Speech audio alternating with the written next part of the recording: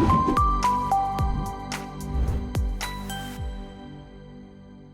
welcome back to Deliberate Leaders. I am Allison Dunn, your host, and today we have the very famous Tommy Spaulding. Tommy is the bestseller of best-selling author of The Heart-Led Leader, and it's not just who you know. He is the owner of Spaulding Companies, where he provides leadership development, consulting, coaching, and public speaking.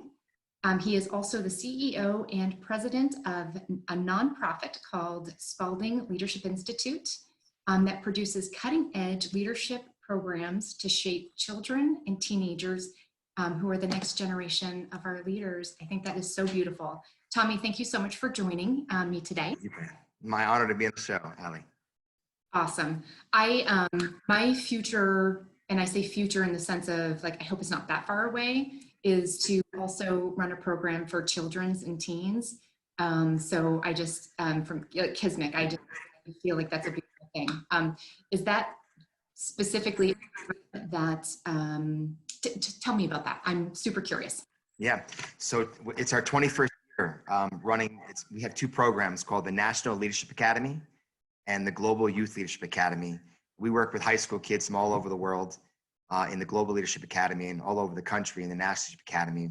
And it's about bringing kids all together every summer in Denver, Colorado for the National Leadership Academy. We have a couple hundred high school kids, and they're Black, they're white, they're Hispanic, they're rich, they're poor, they're public school, they're private school kids, and every religion, every background. And I just believe that that's what the world needs, is to bring all these kids together to teach them about servant leadership.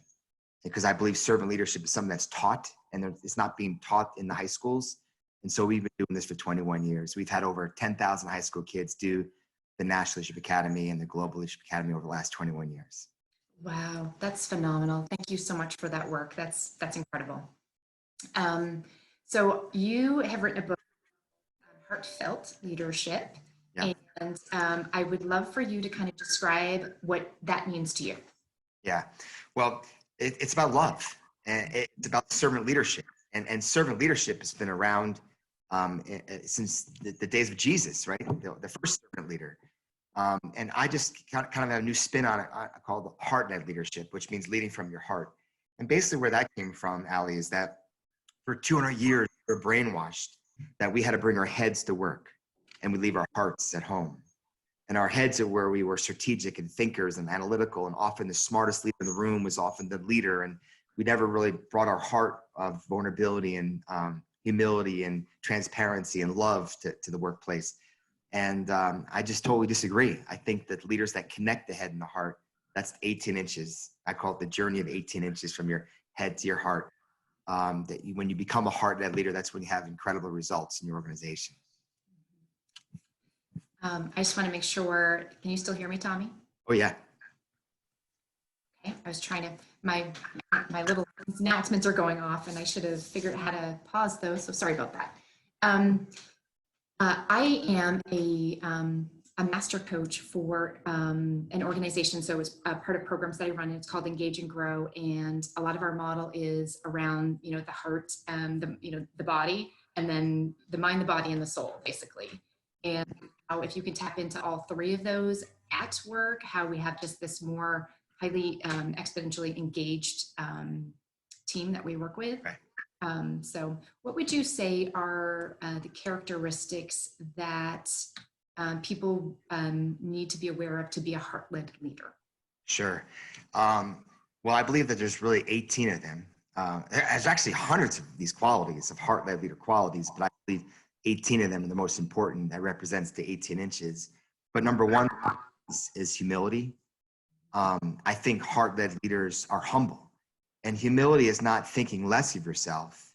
Humility is thinking less of yourself often, less often of yourself. And heart-led leaders can be confident.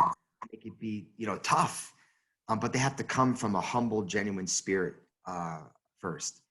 Secondly, they have to be able to put others before themselves, and that's hard. You have to be vulnerable, real, authentic, genuine, sincere. I mean, these are the qualities that we often thought were kind of soft, foo-foo qualities, but in today's world, you're not going to get a lifelong customer. You're not going to get loyal employees unless you're really leading from the heart, and people don't see that if you're real and authentic and humble. Yeah. Is there a difference in servant leadership and heartfelt leadership to you?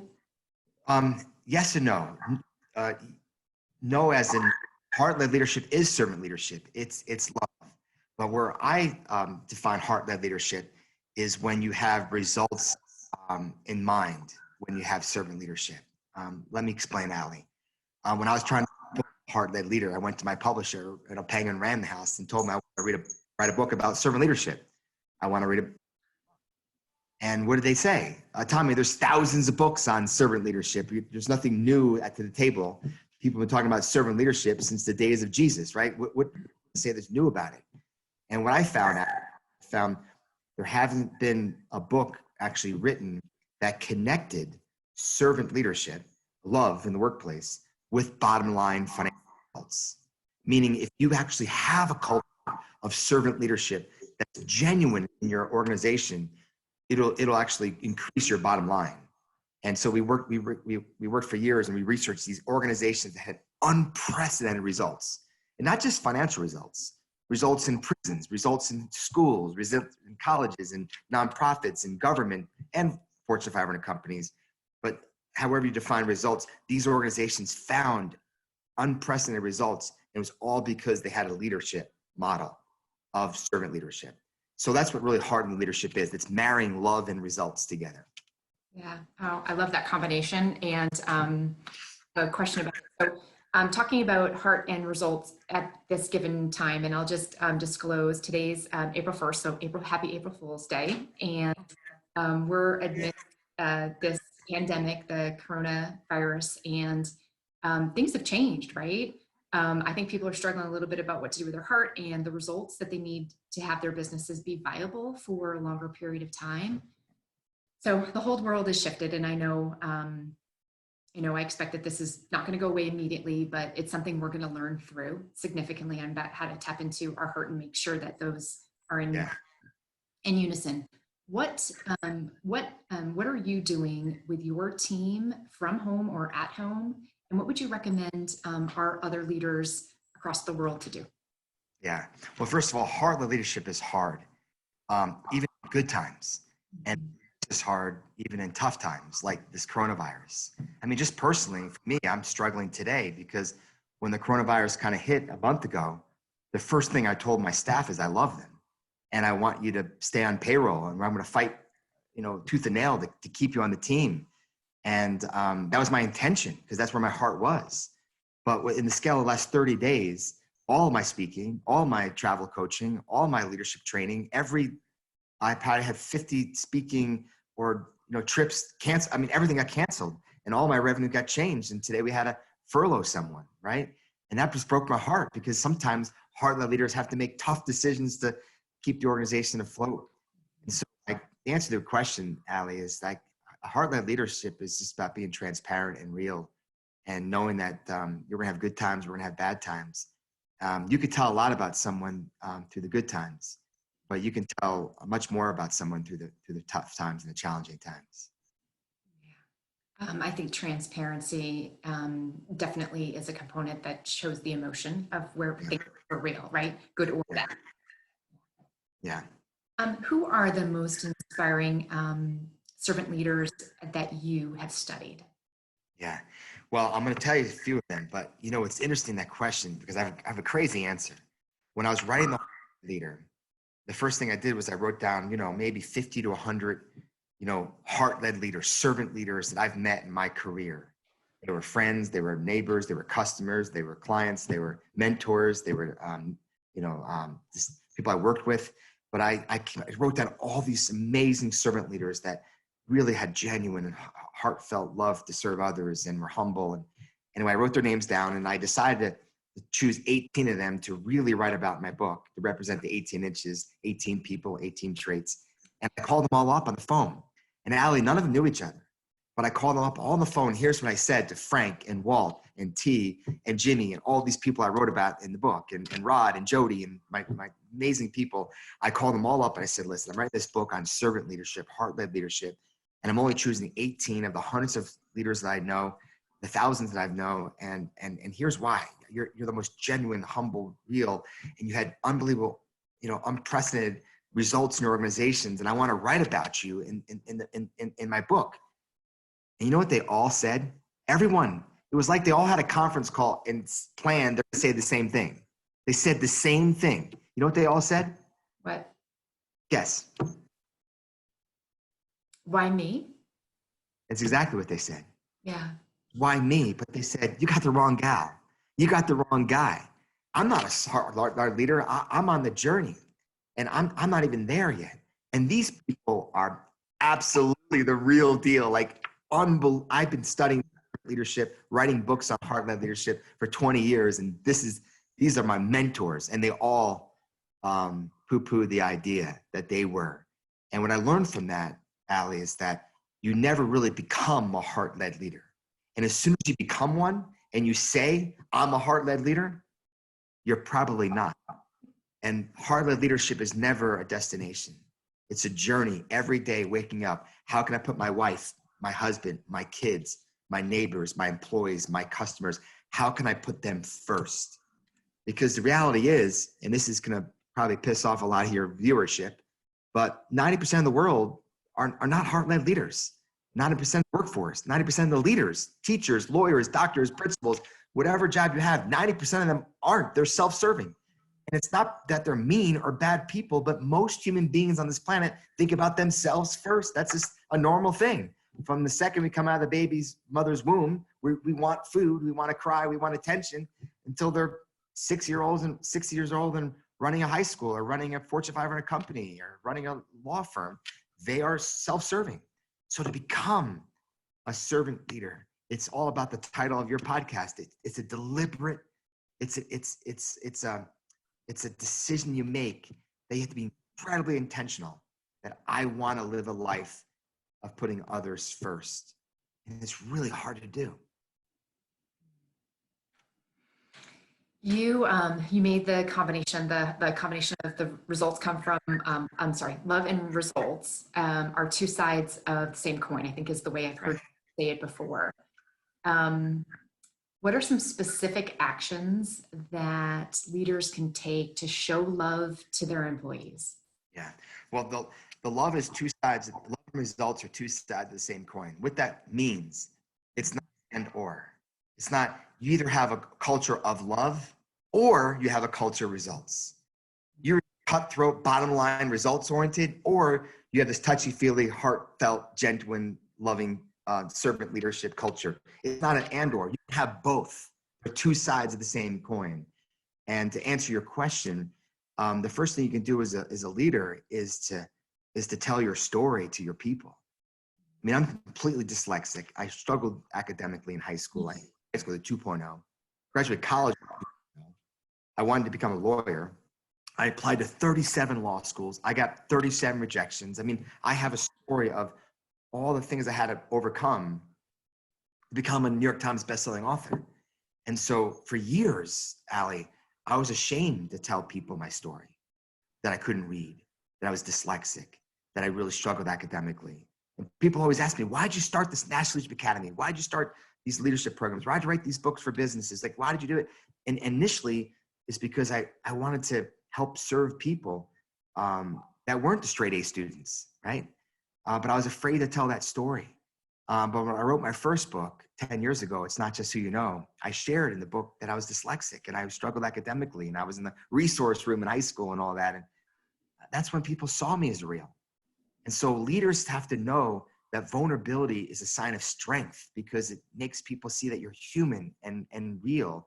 And leaders don't need to have all the answers. And when you don't know the answer, it's okay to say, I don't know the answer. And I'm afraid. And I need you to help me make the right decision. I need this team to help me. And the team is going to be more loyal to you because you're asking for help and you don't know all the answers and you're not dictating all the answers. And you come from a more transparent, humble heart than more of a self-serving, dictator. I think that that drives home a good point, because I think if we move forward with our people kind of showing we don't have all the answers, that also allows them to kind of also say, like, I'm not sure what to do and I need help and I need people to come around me to do that. And so by sharing our story and showing that we don't know it all, right? Do you think that's what's needed to also encourage our team to also lean forward and ask for help and seek guidance when they're feeling that way too? Because we show that. Yeah. Well, it's all trickle down. For example, Sure. vulnerability is contagious. So if I'm the leader of a bank and I'm the CEO of a bank, and I want my employees to be vulnerable and real and authentic to their teammates and their customers, I have to start as the CEO of the bank to model vulnerability. But I think great, service-oriented organizations like banks or financial services or something, they have relationships with their clients. Their clients are trusting them to give their money or make investments or choose them as the bank. And someone's not going to give you their business until you know their story. And so I always try to coach people, don't try to win people's business, win their hearts. And the way you're going to win their hearts is to know their story. And the only way to know their story, your customer's story, is to share yours. That's why vulnerability is so important in part of building a culture of heart-led leadership, because I think about my lifelong clients, my lifelong customers.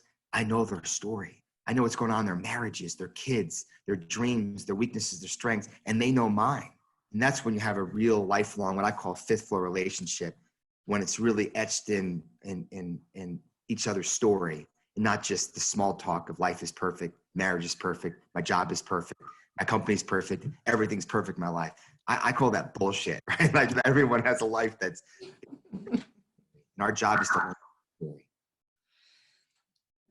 One of the things that I came into this interview thinking was that, there's a lot of focus on leaders or successful businesses. Maybe I'll just say successful businesses out there that espouse and focus on, exceptional customer service or loving the customer, and don't treat their internal customers, those that are, serving the customer that they espouse to focus on.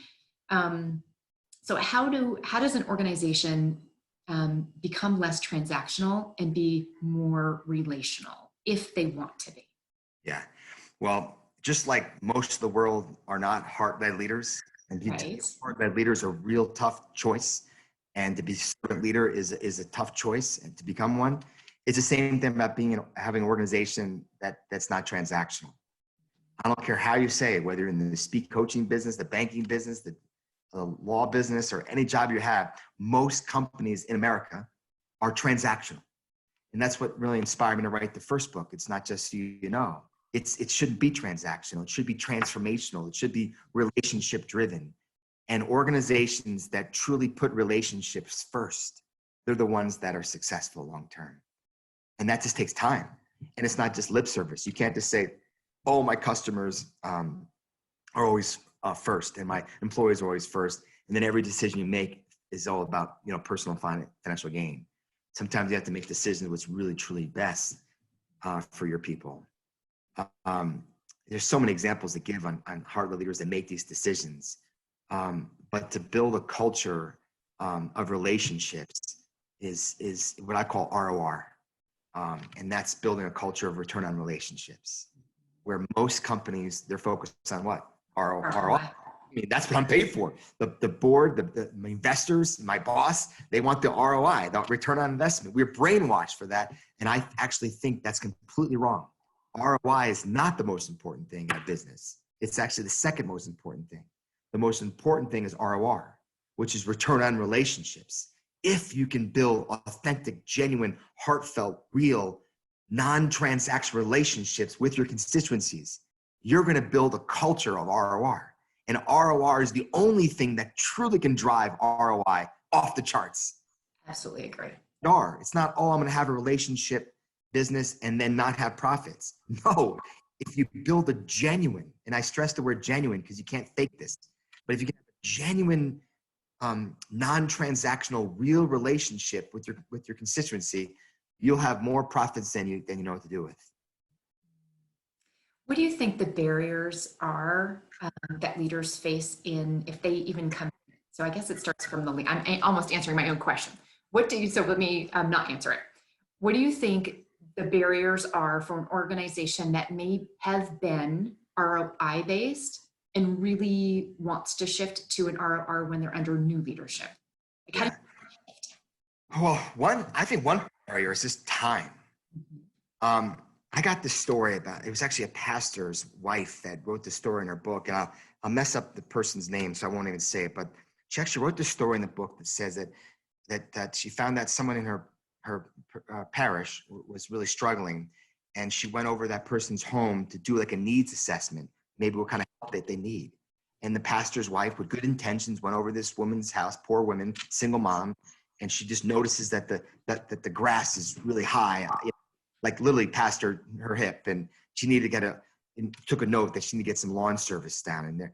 That the house was kind of painted, the house paint was chipping, so she kind of talked about some maintenance on the house. And she walked in, and she could tell that it needed a cleaning lady or a cleaning man to clean the house because it was a mess. And went in the kitchen and looked in the cupboards, and there was no storage food in the refrigerator, no milk and eggs and protein. And she just kind of spent some time with this lady and took her notes of all the things that this woman needed.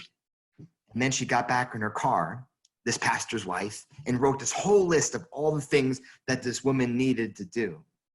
And then the chapter was so powerful because at the end she says, and after I made this whole list, you know what I did? And the reader's like, what? And she says, nothing. I did nothing. And the chapter ended, and I was like, next chapter goes, that's what happens with our hearts, is that we have the intentions of hiring the person to paint the house and clean the house and get food and get protein and do all this list. But what happened is I got home and I had my own drama, my marriage, my kids, and my own life and my own job. We get back to our lives. We're so busy. We don't have the time to execute things that are in our heart. That's why I did nothing. And that chapter really hit me because that's leadership. Often we have in our hearts, we want to spend more time with our employees. We want to know their story. We want to walk the halls. We want to call our customers and hear how they're doing. We want to do, client calls. But then we have crises. We have things going on. We have drama. We have all this stuff going on in our lives, and it takes us away from doing that. And so to answer your question, Allie, that's what really prevents a culture from becoming a culture of ROIs. You have to commit the time. In my drawer. Being deliberate, you mean? A roll of stamps. You know where I'm going with this. I wrote a whole chapter in my book about it. I literally write 50 handwritten notes a week. I got my envelopes right here. 50? A week. And I've been doing this for 30 years. And I never, ever miss. Ever.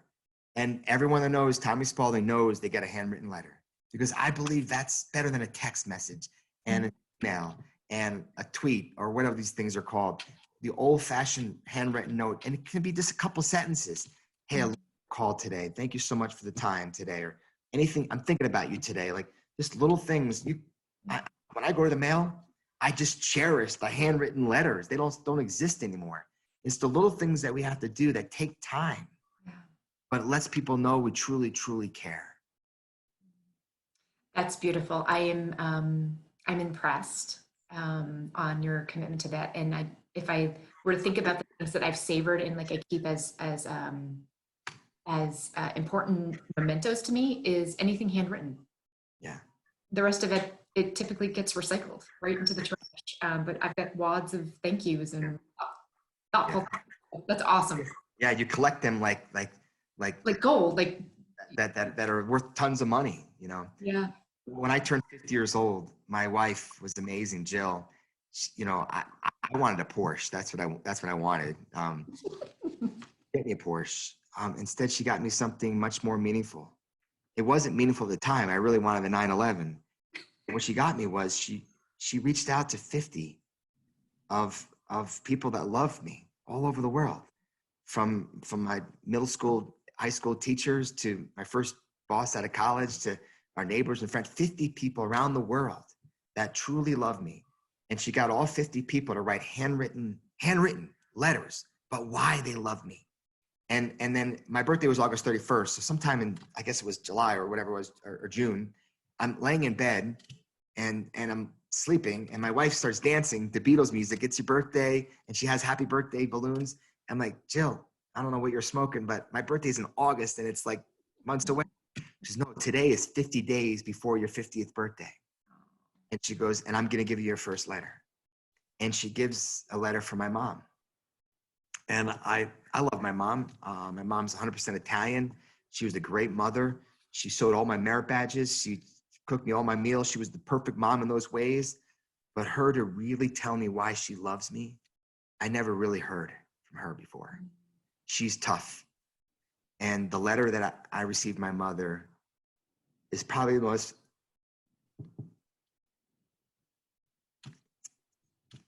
better than a 911 Porsche to hear those words from my mom.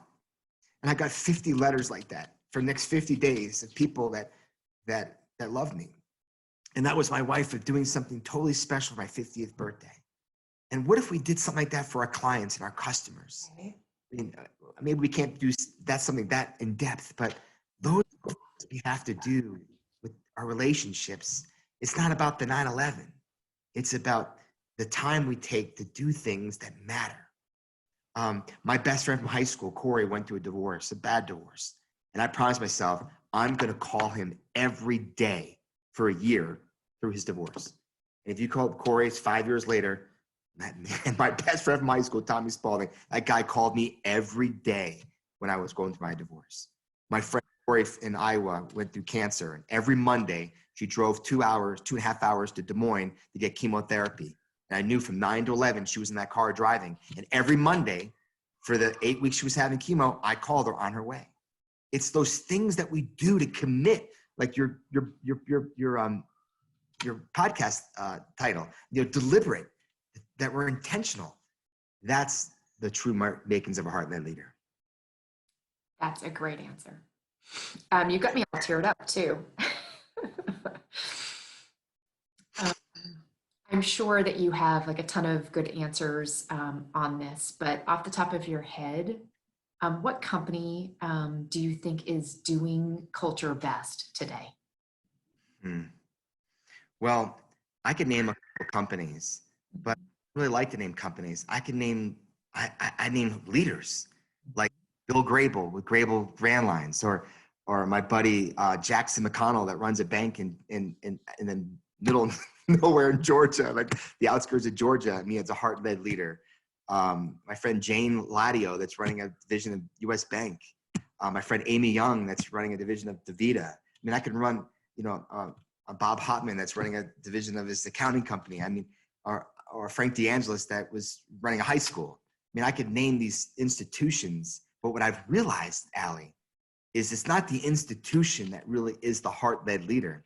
It's the leaders within it that are really driving that culture of heart-led leadership. So you kind of led right into my next question. So what is an example of a total turnaround story because a heart-led leader stepped into leadership? Well, I have a bunch of them in the book, The Heart-Led Leader. That's all I've written about. But one of my favorites has to be probably Angola State Prison in Louisiana, Angola State Penitentiary in Louisiana.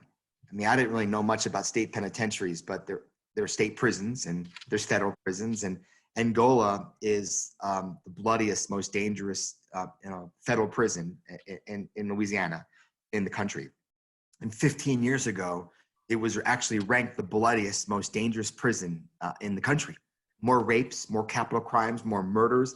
There was 6,800 inmates, and Louisiana and Angola had the highest life without parole. These were the hardened criminals. Usually, other states have parole systems where they eventually let some of these prisoners out, but Angola didn't. They held on to these prisoners because they were the hardened criminals. And when I heard this story, Ali, years ago, when I was writing my book, The Heart-Led Leader, I heard the story that I'm about to share with you, and I didn't believe it.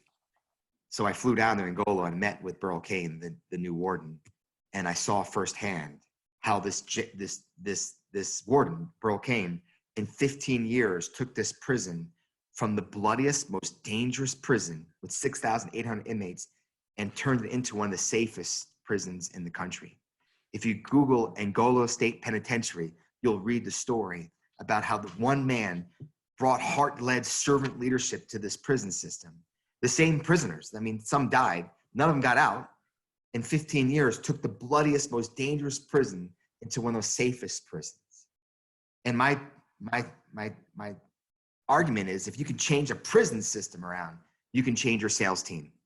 You can change the culture of your dentist office or whatever, your high school or whatever organization that you're running.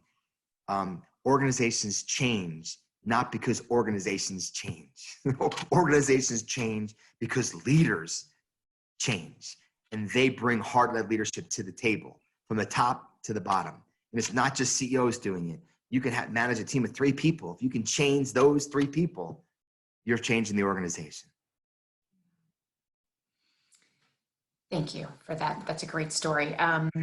I am going to look it up afterwards because I think that's powerful. And you think of the most difficult of situations, right? And that type of transformation can happen.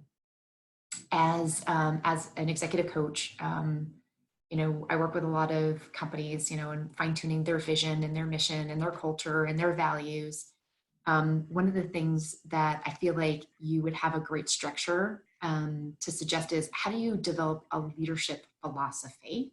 Yeah. And steps for someone to really be able to harness their own words, their own authentic philosophy around how they want to lead. Yeah. Well, that's the script right out of my book, The Heart-Led Leader. I talk about this. Okay. That's the problem. The problem is everyone in this country and in the world have a religious philosophy. Yeah, I'm Catholic. That's my philosophy. You might be a Jew or a Christian or a Muslim or a Buddhist or an atheist or you know, a Muslim. You have a religious philosophy. You choose to shape your heart of what your religious philosophy is, correct? We have a country where we have a political philosophy. You might be a Republican or a Democrat or a Libertarian, conservative, a liberal, socially moderate. I mean, you have these political philosophies that shape your heart. We live in this great country. You get to pray how we believe. You get to have our political philosophies how we believe. Yet we go to work every day from 8 until 6, 50 hours a week, and yet we don't have a leadership philosophy. I mean, when I ask the world, what's your leadership philosophy? No one raises their hand. I got one. You mean you got a religious philosophy? You go to church every Sunday. You got a political philosophy. You know what party you belong to, but yet you don't have a leadership philosophy. And that's the one thing you do every day at work is you lead. What's your philosophy?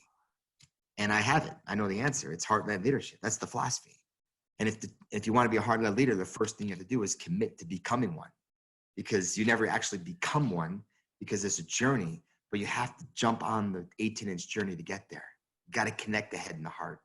And you got to start tomorrow, the next day, the next week, and inch by inch, leading people and letting people see your heart and being a heart-led leader. And that's the philosophy that you have to take to work every day.